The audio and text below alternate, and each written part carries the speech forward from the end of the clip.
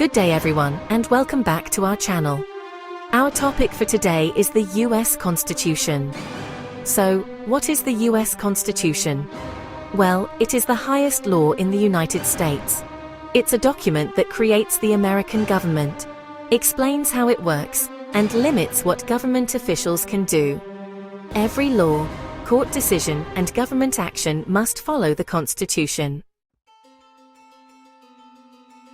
For someone from another country, it might help to think of it as a combination of a country's founding rulebook, a blueprint for government institutions, and a list of fundamental rights that government must respect.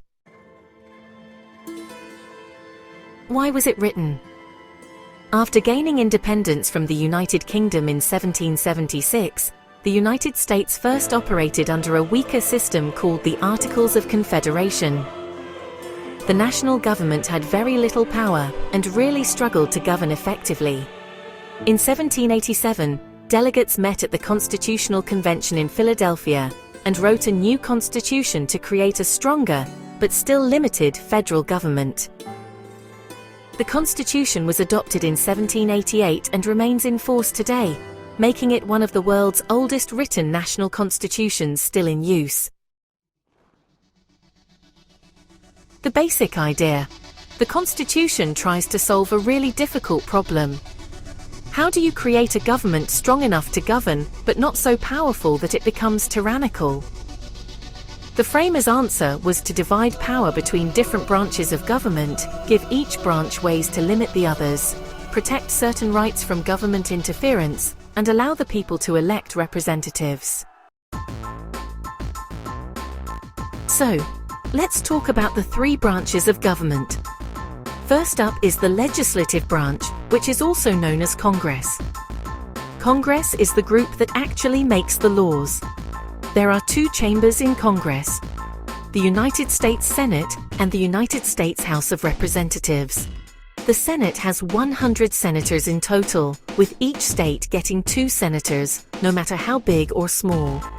Then there's the House of Representatives, where the number of members is based on population, so larger states get more representatives. You can think of Congress as the country's main lawmaking body. Next we have the executive branch, led by the president. The president's job is to carry out and enforce the laws. The president leads the executive branch, serves as commander-in-chief of the military, signs or vetoes bills that Congress passes, and appoints a lot of government officials and judges. The current presidency is just one example of this constitutional office, but, it's the Constitution itself that actually defines the office, not any particular person. And finally, there's the judicial branch, which is made up of the courts. The courts interpret the laws and decide whether they fit with the Constitution. The highest court in the country is the Supreme Court of the United States. The Supreme Court has the power to invalidate laws or government actions if they violate the Constitution. So, checks and balances. This is like a key feature of the Constitution. Each branch can limit the others. For example, Congress passes laws, but the president can veto them. The president appoints judges, but the Senate must approve many appointments. Courts can strike down laws that violate the Constitution, and Congress can impeach and remove certain officials. Basically, this whole system is designed to prevent any one person or institution from becoming too powerful. Federalism. The United States has both a national, or federal, government and state governments. The Constitution divides powers between them. For example, the federal government handles issues such as national defense and foreign relations. States, on the other hand, control many local matters like education, local policing, and elections. This sharing of authority is called federalism. The Bill of Rights. The first 10 amendments to the Constitution are called the United States Bill of Rights. These amendments protect some really important freedoms. Some famous examples include the First Amendment, which protects freedom of speech, freedom of religion, freedom of the press, and freedom of assembly. The Fourth Amendment protects against unreasonable searches and seizures by the government. The Fifth Amendment provides legal protections, like due process and protection against self-incrimination. The Sixth Amendment guarantees rights for criminal defendants, including a public trial. And the Eighth Amendment prohibits cruel and unusual punishment. Amendments. An amendment is, basically, a change to the Constitution. The Constitution has actually been amended 27 times.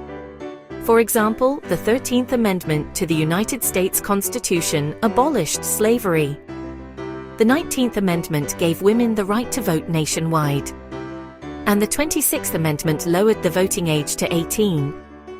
Because amendments are, quite difficult to pass, the Constitution is able to adapt over time while still staying relatively stable.